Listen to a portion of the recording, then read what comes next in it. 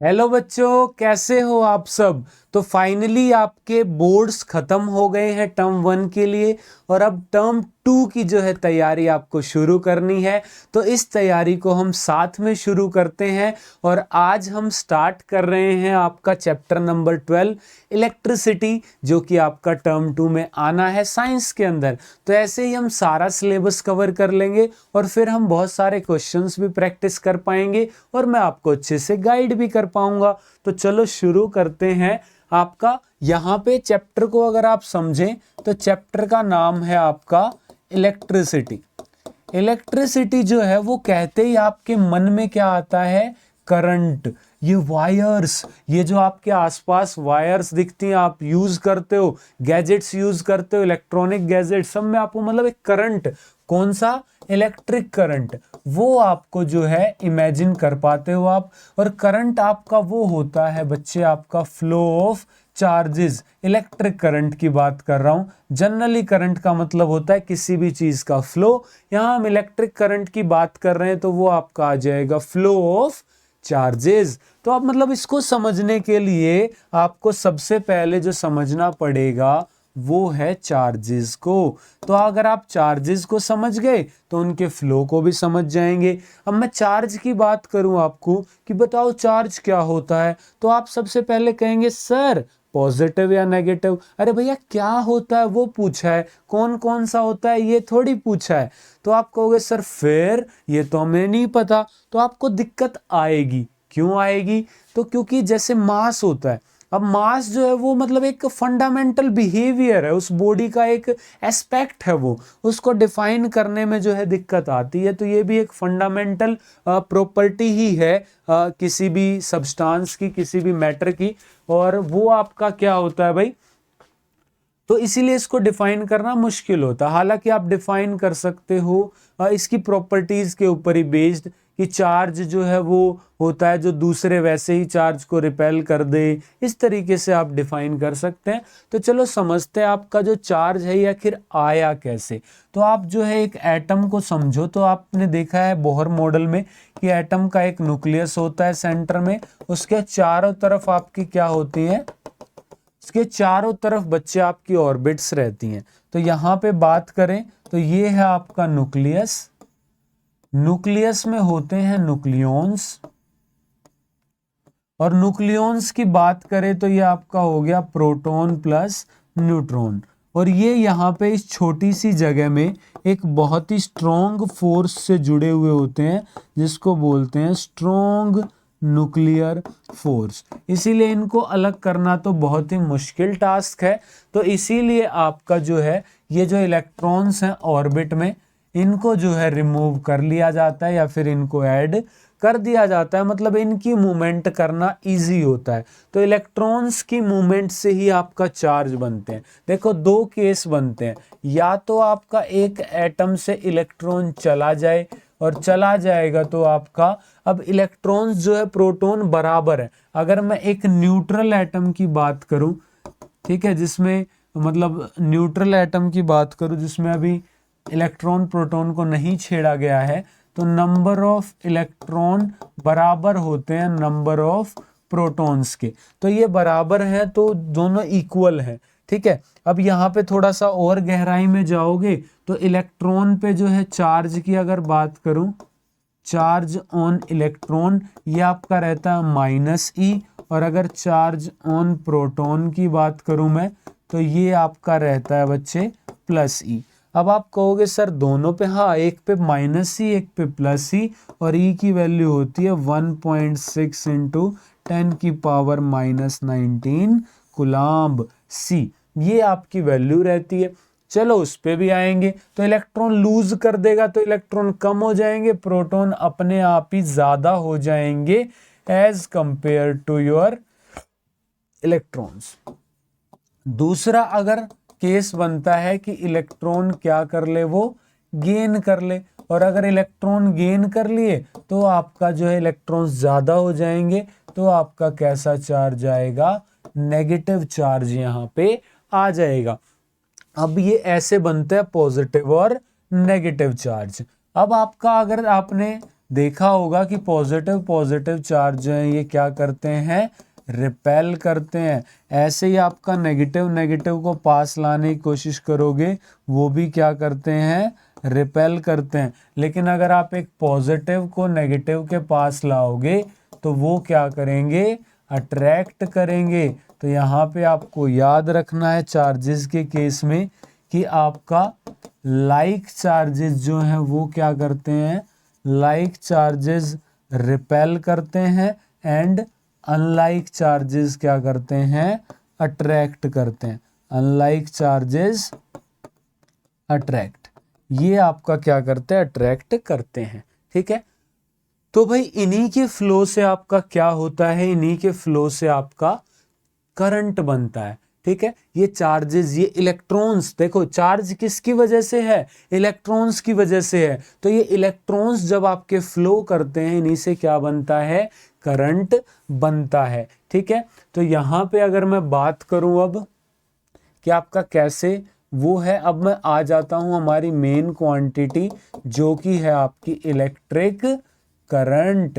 तो electric current आपका होता है एक तरीके से rate of flow of charges. तो आपके चार्जेस किस रेट से फ्लो कर रहे हैं वो आपका क्या होता है भाई, करंट होता है। इसको डिनोट किया जाता है आई से। तो इलेक्ट्रिक करंट क्या आ गया हमारे पास, फ्लो ऑफ चार्ज। तो चार्ज कितना फ्लो हुआ और उसने कितना टाइम लिया, इसको अगर आप कर देंगे तो चार्ज को दिखाते हैं यहाँ पे आपका कैपिटल क्यू या स्मॉल क्यू से और टाइम को टी से। ठीक है, अब यहाँ पे थोड़ी सी और चार्जेस की बात कर लें। तो अगर मैं चार्जेस की बात करूं तो चार्ज की जो एसआई यूनिट होती है ये आपकी होती है कूलम्ब। क्या होती है भाई, कूलम्ब होती है, सी से दिखाते हैं। और अगर सीजीएस यूनिट की बात करें, मतलब इससे छोटी होती है, ये होती है स्टेट कूलम्ब। तो स्टेट कूलम्ब इसकी सीजीएस यूनिट है, एस सी से इसको दिखाते हैं। तो एसआई यूनिट, सीजीएस यूनिट, इन दोनों में सर कन्वर्जन भी बता दो। तो ये देखो भाई, एक कूलम्ब में होते हैं 3 × 10⁹ स्टेट कूलम्ब। तो इसको आप एज अ कन्वर्जन फैक्टर याद रख सकते हो। तो अब भाई यहाँ पे आपका आ गया चार्ज अपॉन टाइम। अब मैं अगर इसकी एसआई यूनिट निकालने की कोशिश करूं तो आपकी चार्ज की क्या होती है भाई, कूलम्ब होती है, और आपकी टाइम की क्या होती है, सेकंड होती है। तो आपकी आ गई कूलम्ब पर सेकंड, और कूलम्ब पर सेकंड को ही हम प्यार से क्या बुलाते हैं, एम्पियर बुलाते हैं। क्या बुलाते हैं, एम्पियर। तो सारे बोलो, चार्ज की वो करंट की एसआई यूनिट क्या हो गई, एम्पियर हो गई। ठीक है, करंट की एसआई यूनिट क्या हो गई, एम्पियर हो गई। अब यहाँ पे साथ में आपको कुछ प्रीफिक्स के बारे में पता होना चाहिए, कुछ प्रीफिक्स के बारे में आपको पता होना चाहिए, तो आप जो है इजीली चीज़ें समझ पाएंगे। वो प्रीफिक्स क्या है आपका, जैसे कुछ तो आपको पता ही है कि ये आपका होता है किलो के लिए, 10⁻³ के लिए। ठीक है, आप इसको यूज़ भी करते हैं। उसके बाद आपका जो है एम जो है वो मिली के लिए यूज़ होता है, 10⁻⁻3 म्यू। ठीक है, इसको पढ़ते हैं आपका म्यू, ये आपका होता है 10⁻⁻6। उसके अलावा और भी हैं, जैसे N4 नैनो, ये होता है 10⁻⁹ उसके अलावा और भी हैं, जैसे पिको, ये जाता है 10⁻12 के लिए। ठीक है, इस तरीके से आपको, मतलब एटलीस्ट ये ज़्यादा इम्पोर्टेंट है। जैसे आपका ये म्यू वाला हो गया, इसको वो बोलते हैं आपका माइक्रो। ठीक है, माइक्रो बोलते हैं, ये सिंबल म्यू है। ठीक है, बोलते हैं माइक्रो। ये मिली, ये आपके थोड़े से ज़्यादा इम्पोर्टेंट हैं। ठीक है, जैसे मैंने बोल दिया आपको कि 5 माइक्रो एम्पियर। ठीक है, तो इसका मतलब है 5 × 10⁻⁻6 एम्पियर। ये इस तरीके से इसका मतलब होता है। ठीक है, जैसे मैंने और बोल दिया, मैंने बोल दिया 10 MC, इसका मतलब है 10 माइक्रो कूलम्ब। तो 10 × 10⁻³ कूलम्ब, मतलब 10⁻² कूलम्ब। तो इस तरीके से आप इनका यूज़ कर सकते हो, आपको बहुत ज़्यादा हेल्प मिलेगी। ठीक है, क्वेश्चंस में वो सीधा दे देगा वैल्यू, तो आपको एसआई यूनिट में पहले कन्वर्ट करनी पड़ेगी। ठीक है, अब करंट का एक सर्किट बनाने से पहले आपको जो है कॉमन जो है सर्किट सिंबल्स पता होने चाहिए।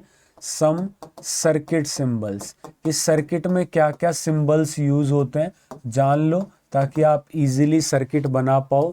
जैसे सबसे पहला आपका बैटरी। अब बैटरी जो है वो आपकी हो सकती है सिंगल बैटरी या फिर मल्टीपल बैटरी।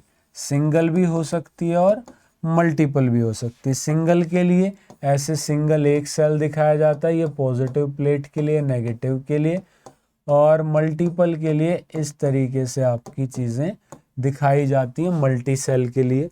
उसके बाद भाई और हैं, जैसे आपका बल्ब का है। ठीक है, तो बल्ब के लिए आप जो है सिंपली ऐसे भी बना सकते हैं, बल्ब फिलामेंट टाइप दिखा के, या फिर आप ऐसे भी दिखा सकते हैं प्रॉपर अगर दिखाना है तो इस तरीके से भी आप बल्ब को दिखा सकते हैं। ठीक है, कितना प्यारा लग रहा है। उसके बाद भाई आपका और जैसे आप रजिस्टर को दिखा सकते हो। ठीक है, उसके बाद आप रेहोस्टेट को दिखा सकते हो।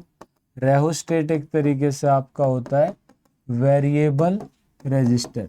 वेरिएबल रजिस्टर को बोलते हैं रेहोस्टेट। तो यहाँ पे भाई आपका रजिस्टर जो है उसको दिखाते हैं ऐसे स्पीड ब्रेकर टाइप।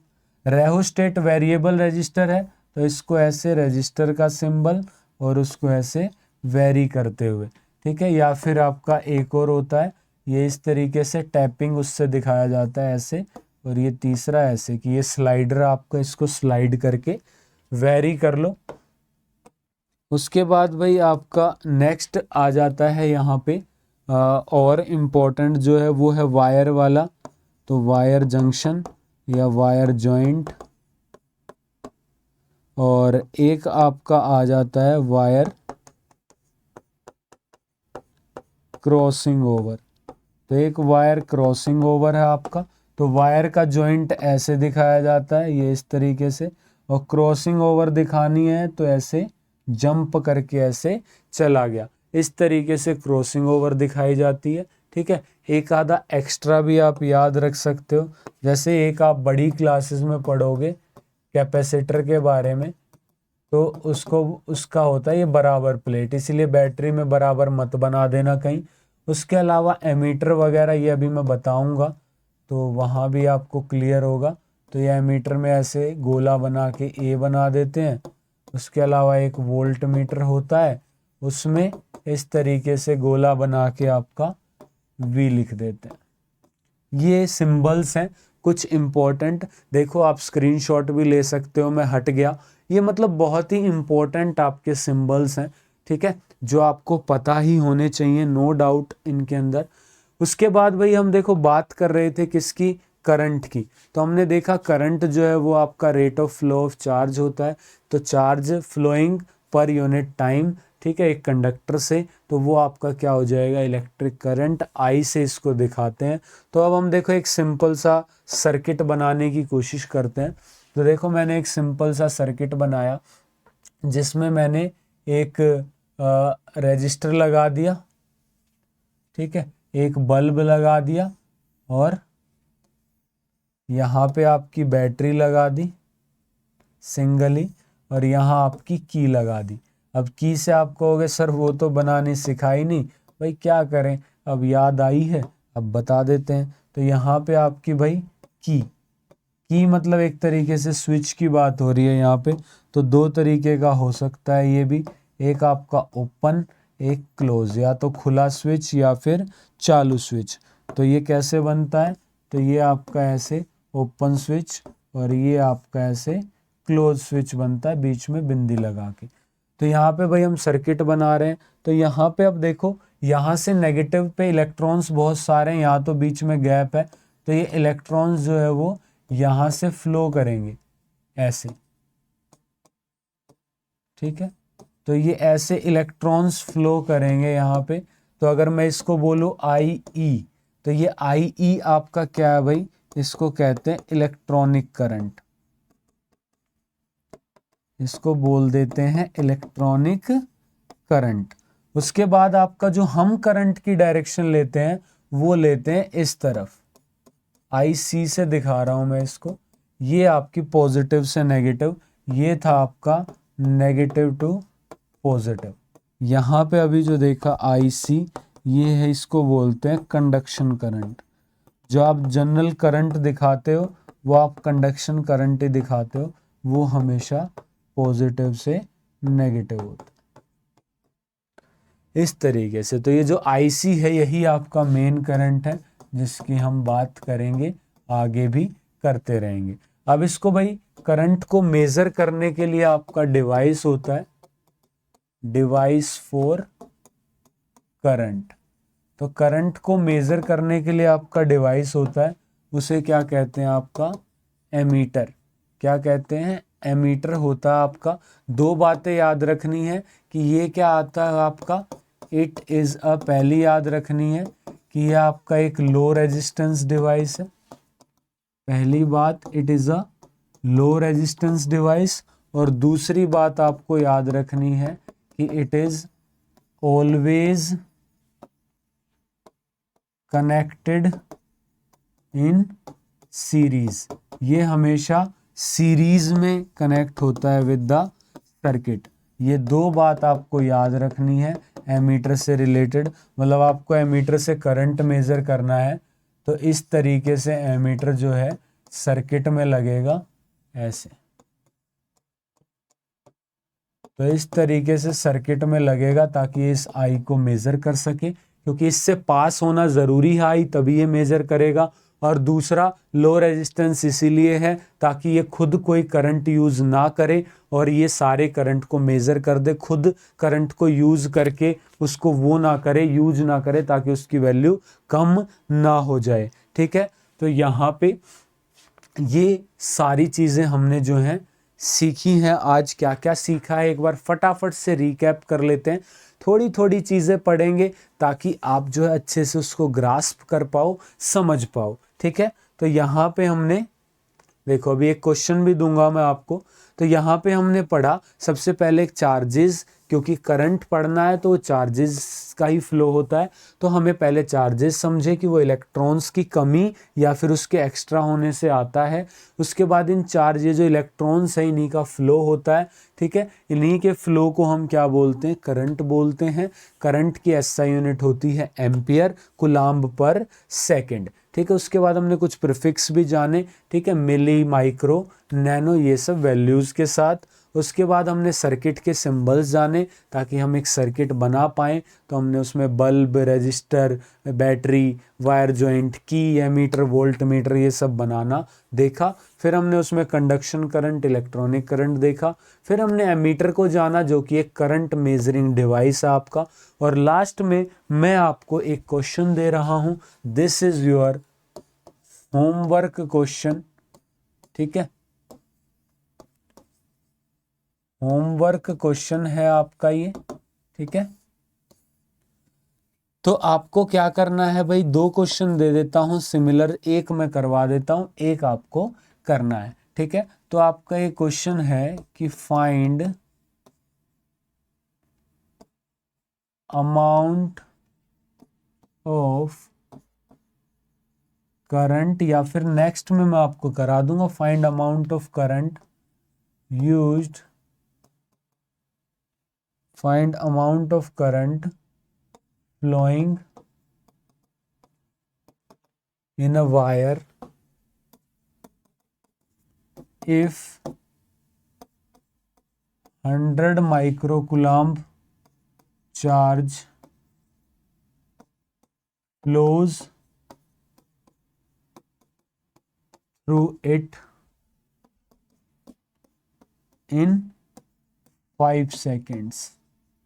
एक तो ये है आपका आई की वैल्यू निकालनी है, और दूसरा आपको करना है if 8 ampere current is there in a wire then in how much time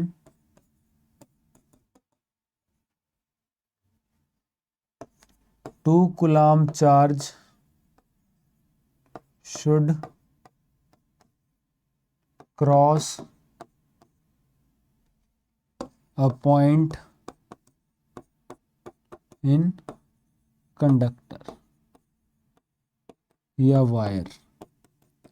ठीक है भाई, ये 2 क्वेश्चन है आपके होमवर्क में, आपको ट्राई करने हैं। अगली क्लास में मैं आपको बताऊंगा पिछली क्लास के क्वेश्चंस। ठीक है, और फिर आपको ऐसे ही टास्क मिलता रहेगा। पहले में find amount of current flowing in a wire if 100 coulomb charge is flowing through it in 5 seconds. तो आपको हिंट दे देता हूँ, चार्ज गिवन है और टाइम, करंट पूछा है। दूसरे में करंट गिवन है और चार्ज आपसे टाइम पूछा है।